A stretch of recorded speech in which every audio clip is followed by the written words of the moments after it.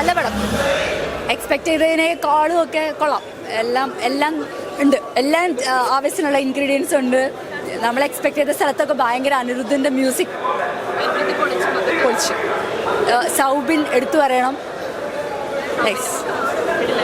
കിടിലായിരുന്നു. സൗബിൻ നമ്മൾ കണ്ടപ്പോൾ വിചാരിച്ച് കുറച്ചൊക്കെ ഉണ്ടാവുമായിരിക്കുന്നു. പക്ഷേ ത്രൂ ഔട്ട് സൗബിൻ ഒരു നല്ല റോളുണ്ട്.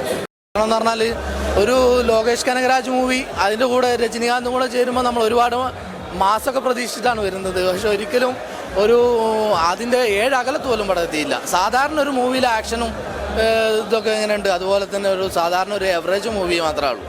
കാരണം പ്രതീക്ഷക്കൊത്ത് ഉയർന്നതേ ഇല്ല. നല്ല എൻഗേജിങ് ആയിരുന്നു, എൻജോയ് ചെയ്തു, അടിപൊളിയായിരുന്നു.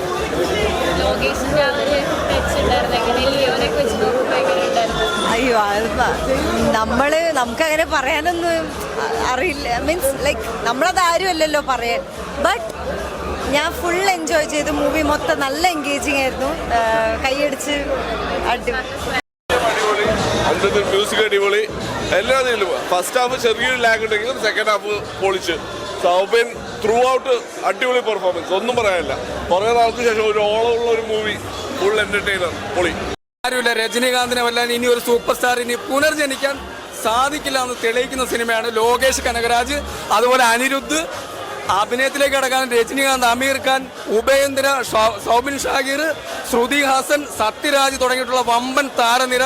നാഗാർജുനൻ പൊളിച്ചടിക്കിരിക്കുകയാണ്. പടം നമുക്ക് ധൈര്യമായിട്ട് കുടുംബസമേതോ എങ്ങനെയോ എൻജോയ് ചെയ്ത് ഇന്ത്യ പാകിസ്ഥാൻ യുദ്ധം നടക്കുന്ന സ്ഥലത്തേക്കുന്ന അതേ ഫീല് തന്നിരിക്കുകയാണ്. അനിരുദ്ധ് എന്ന് പറയുന്ന ബ്രില്യന്റ് മ്യൂസിക്, അടിപൊളി.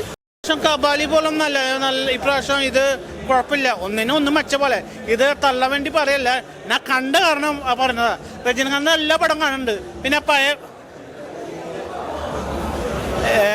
പഴയ ഫിലിമിന്റെ ആ ഒരു സീൻ ഇതിൽ കാണിക്കുന്നുണ്ട്. അപ്പോൾ ഈ റോമൊക്കെ ഇങ്ങനെ പൊന്തി. കാരണം പഴയ രജനീകാന്ത് മാസാണ്. അതേ ഫിനിഷിങ് ആക്ഷനിലും ഇതിലെന്നെ ഉണ്ട്. ഇപ്രാവശ്യം എന്തെങ്കിലും ഓണത്തിന് എന്തെങ്കിലും കയറും, താത്തക്ക് പോവില്ല. രസമായി തോന്നി, എനിക്ക് നല്ലൊരു പാക്കേജ് ആയി തോന്നി. എസ്പെഷ്യലി സെക്കൻഡ് ഹാഫ് എനിക്ക് ഭയങ്കര ഇഷ്ടപ്പെട്ടു. അതിൻ്റെ ഒരു ടോട്ടൽ ഇമോഷൻസും കാര്യങ്ങളും, പിന്നെ അതിൻ്റെ ഒരു ആക്ഷൻ ആണെങ്കിലും എലമെൻറ്റ്സ് എനിക്ക് കൂടുതൽ വർക്കായത് ടുവേർഡ്സ് എൻഡാണ്. എസ്പെഷ്യലി അവസാനത്തെ കുറേ ഭാഗങ്ങളാണ് എനിക്ക് കൂടുതൽ. ഫസ്റ്റ് ഹാഫ് എൻഗേജിങ് ആയിരുന്നു. പക്ഷെ എനിക്ക് തോന്നുന്നു നമ്മൾ ഈ ഒരു മാസ് എലമെന്റ്സ് പ്രതീക്ഷിക്കുമല്ലോ സ്വാഭാവികമായിട്ട് ഇങ്ങനത്തെ ഒരു സിനിമയിൽ വരുന്നു. അത് കൂടുതൽ എനിക്ക് കിട്ടിയത് സെക്കൻഡ് ഹാഫിലാണ്. രജനി സാറിൻ്റെ സ്റ്റൈലൊക്കെ കൊള്ളായിരുന്നു.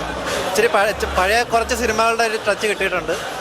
പിന്നെ ലോകേഷിൻ്റെ മുന്നത്തെ സിനിമ വെച്ച് നോക്കുമ്പോൾ ഇച്ചിരി ഡിഫറെൻ്റ് ആണ്. കുറച്ചും കൂടെ ഫാമിലി, അങ്ങനെ കുറച്ചുകൂടെ ഡ്രാമറ്റിക്. ചോരക്കളി കുറവാ. സർട്ടിഫിക്കറ്റിൻ്റെ ചോരക്കളിയൊന്നുമില്ല. ബട്ട് കൊള്ളാം, എല്ലാവരും കാണാം. അമീർ ഖാനൊക്കെ സൂപ്പറായിരുന്നു. പിന്നെ ആമിർ ഖാൻ എന്ന് പറഞ്ഞ ഒരു ആക്ടറിനൊന്നും ഇതിൽ കൊണ്ടുവരേണ്ട ഒരു കാര്യമില്ല. വെറുതെ ഹൈപ്പ് കൂട്ടാൻ വേണ്ടി മാത്രം. നമ്മൾ ഒരുപാട് പ്രതീക്ഷിച്ച് ട്രെയിലറിൽ ആമിർ ഖാനൊക്കെ കാണിച്ചപ്പോൾ നമ്മളൊരു മുഴുന്നുകളുണ്ടെന്ന് ഒരു ഇതുമില്ല. പിന്നെ വില്ലന്മാരായാലും ഒരു സുഖമല്ല. ക്യാമിയ റോള് ഒരു ക്യാരക്ടറും ഇല്ല. ഒരു ക്യാരക്ടർ പിന്നെ എടുത്തു പറഞ്ഞാൽ നമ്മളാ കന്നഡ നാടൻ ഉണ്ടല്ലോ, അയാൾ വലിയ കുഴപ്പമില്ല. ബാക്കിയെല്ലാം കണക്കാണ്.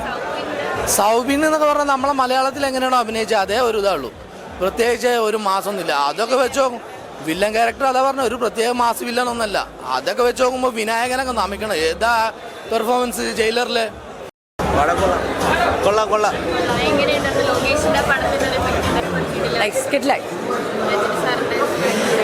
അത് പറയേണ്ട കാര്യമില്ലാത്തതുകൊണ്ടാണ് ഞാൻ പറയുന്നത്. കാരണം ഇത് രജനി അണ്ണനോട് പടം ആ പടത്തിൽ ബാക്കി എല്ലാ ഇൻഗ്രീഡിയൻസും കൂടെ ചേർന്നപ്പോഴത്തേക്കും ഒരു ഫിലിം കണ്ടൊരു ഫീല്. ലോകേഷിൻ്റെ പടങ്ങൾക്ക് ചില എന്താ പറയുക, ചില പ്രത്യേകതകളുണ്ട്. അത് ഇതിലും കണ്ടിന്യൂ ചെയ്തിട്ടുണ്ട്. എല്ലാ ദേശത്തു നിന്നുള്ള ആൾക്കാരെ കൊണ്ടൊന്ന് അത് ഇതിലും കണ്ടിന്യൂ ചെയ്തിട്ടുണ്ട്. അതുണ്ട്. ചോര കാണണമെങ്കിൽ ചോര കാണാം. സാഹിബിൻ, അതുപോലെ നമ്മൾ ബാബുരാജ് ആദ്യമായിട്ട് ഞാൻ ഇതിങ്ങനെ ഈ പടത്തിൽ കാണുന്നു. എന്തായാലും ഇപ്രാവശ്യം എന്തായാലും ഫൈറ്റ് ഉണ്ട്. ഫസ്റ്റ് ഒരു ചെറിയ ലേഖുണ്ട്, എന്നാലും കുഴപ്പമില്ല. അവസാനം പൊളിച്ചങ്ങോട്ട് ഇറക്കി. എന്നുവെച്ചാൽ എനിക്ക് കൈയടിക്കാനൊക്കെ തോന്നിയത് കൂടുതൽ സെക്കൻഡ് ഹാഫിലാണ്. സാർ വളരെ നന്നായിട്ടുണ്ട്. എന്ന് വെച്ച് കഴിഞ്ഞാൽ ഒരു ജയിലർ പോലത്തെ സാധനമല്ല ഇത്. This is more of Lokesh sir. പൊതുവെ അദ്ദേഹത്തിൻ്റെ സംഭവങ്ങൾക്കൊരു സട്ടിൽ സ്വഭാവം ഉണ്ടല്ലോ. എന്ന് വെച്ച് കഴിഞ്ഞാൽ ഇപ്പം നമ്മൾ ജയിലറിൽ കാണുന്ന ഒരു തട്ടുപൊളിപ്പൻ മാസല്ല കൂലിയിൽ കാണുന്നത്. ഇത് കുറച്ചും കൂടെ ഒരു ഇരുത്തം വന്ന ഒരു പരിപാടിയാണ്. അപ്പോൾ എന്താണെന്ന് വെച്ച് കഴിഞ്ഞാൽ കുറച്ചും കൂടി ഒരു വെസ്റ്റേൺ സ്റ്റൈലാണ് അദ്ദേഹം പിടിച്ചിരിക്കുന്നത്. ഒരു വെസ്റ്റേൺ സ്റ്റൈൽ ഓഫ് ഫിലിം മേക്കിങ്ങിൻ്റെ ലൈറ്റിംഗ് ആണെങ്കിലും അതിൻ്റെ ഒരു പാറ്റേൺ ആണെങ്കിലും സംഭവങ്ങളിലൊക്കെ അതുണ്ട്. അതുകൊണ്ട് തന്നെ ഫസ്റ്റ് ഹാഫിൽ കുറച്ചും കൂടെ അത് എൻഗേജിങ് ആയിട്ടുള്ള ഒരു ഗാങ്സ്റ്റർ ഫിലിം പോകുന്ന പോലെയാണ് പോകുന്നത്. പക്ഷെ സെക്കൻഡ് ഹാഫ് ടുവേർഡ്സ് എൻഡിൽ വീണ്ടും നമ്മുടേതായിട്ടുള്ള ഒരു ഫോർമുല എലമെന്റ്സ് അവിടെ ഇവിടെയൊക്കെ വരുന്നുണ്ട്.